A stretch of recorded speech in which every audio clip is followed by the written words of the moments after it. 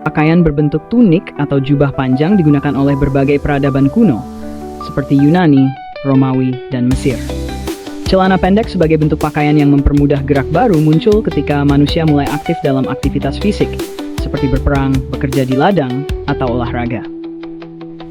Perkembangan awal 1. Romawi kuno. Dalam budaya Romawi, prajurit sering mengenakan braccae, celana pendek yang memudahkan mobilitas saat perang, terutama di wilayah dingin. 2. Abad pertengahan. Di Eropa, celana panjang sering dipotong lebih pendek oleh pekerja untuk kenyamanan saat bekerja. 3. Kolonialisme dan militer. Pada abad ke-19, tentara Inggris di daerah tropis seperti India dan Afrika mulai menggunakan celana pendek karena cuaca panas. Dari sini, celana pendek menjadi bagian dari seragam. Era modern pada abad ke-20, celana pendek menjadi pakaian kasual berkat pengaruh olahraga dan mode. Di era 1920-an dan 1930-an, celana pendek mulai diterima di barat sebagai pakaian olahraga untuk pria dan wanita. Sementara itu, budaya pop di paruh kedua abad ke-20 menjadikan celana pendek tren busana sehari-hari, terutama di daerah beriklim hangat. Hingga saat ini, celana pendek tetap menjadi simbol kenyamanan, terutama dalam situasi santai atau olahraga. Jenisnya pun beragam, seperti denim shorts, cargo shorts, hingga board shorts untuk berselancar. Asal-muasal celana dalam berkaitan erat dengan evolusi pakaian sebagai pelindung tubuh dan kebutuhan kebersihan. Pada dasarnya, celana dalam berfungsi sebagai lapisan pertama yang melindungi kulit dari gesekan dengan pakaian luar, menjaga kebersihan, dan memberikan kenyamanan. Berikut adalah sejarah singkatnya. 1. Mesir kuno. Orang Mesir mengenakan loin kain cawat, potongan kain sederhana yang dililitkan di sekitar pinggang dan diikatkan untuk menutupi area intim. Yunani dan Romawi. Pria dan wanita sering memakai subligaculum, kain serupa yang diikatkan pada pinggang atau paha sebagai pakaian dalam saat berolahraga atau di bawah toga tunika. Pada era ini, celana dalam mulai berkembang menjadi lebih tertutup. Pria mengenakan brace, sejenis celana longgar dari kain linen yang diikat di pinggang, sementara wanita lebih sering memakai pakaian dalam berupa chemise, semacam baju terusan panjang untuk melapisi gaun. Nehans. Brace mulai menyusut dan menjadi lebih pas di tubuh seiring perubahan mode dan teknologi tekstil. Wanita juga mulai menggunakan korset, meskipun bukan celana dalam sebagai bentuk pakaian dalam yang mendukung tubuh. Era modern. Abad ke-19. Munculnya teknologi rajut memungkinkan pembuatan pakaian dalam yang elastis. Pria mulai mengenakan drawers, celana dalam panjang yang melindungi kaki hingga lutut atau lebih. 2. Awal abad ke-20, desain celana dalam menjadi lebih pendek dan praktis.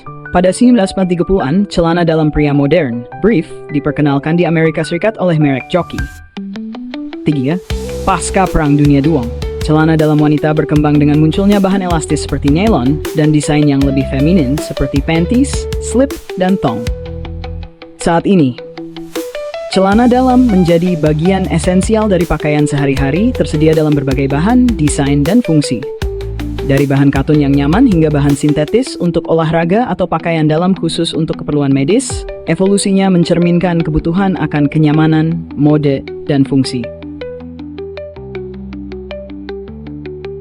Iklan celana dalam seringkali menjadi sorotan karena beberapa alasan. Pendekatan kreatif yang berani, penggunaan model terkenal, atau kontroversi karena dianggap terlalu provokatif. Berikut beberapa contoh iklan celana dalam yang menarik atau kontroversial. Calvin Klein. Iklan dengan Mark Wahlberg.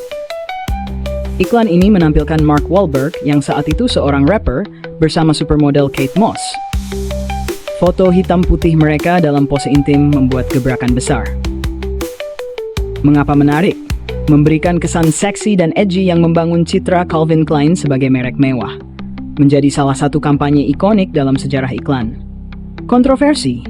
Beberapa pihak menganggap iklan ini terlalu sensual dan tidak pantas untuk khalayak muda. Playtex. Sulapamoan. Playtex merilis iklan celana dalam transparan yang menampilkan model mengenakan pakaian tersebut tanpa busana tambahan. Mengapa menarik? Berani menunjukkan produk apa adanya. Kontroversi. Beberapa stasiun TV menolak menayangkannya karena dianggap terlalu eksplisit untuk era tersebut. 3. Victoria's Secret. Kampanye The Perfect Body. Kampanye ini memamerkan model-model bertubuh ramping dengan teks The Perfect Body, mempromosikan rangkaian pakaian dalam baru. Mengapa menarik menggunakan supermodel terkenal dan visual yang mencolok? Kontroversi, dikritik karena mempromosikan standar kecantikan yang tidak realistis dan eksklusif. Akhirnya mereka mengganti slogan menjadi A Body for Everybody. Bond. Iklan cinta sejenis.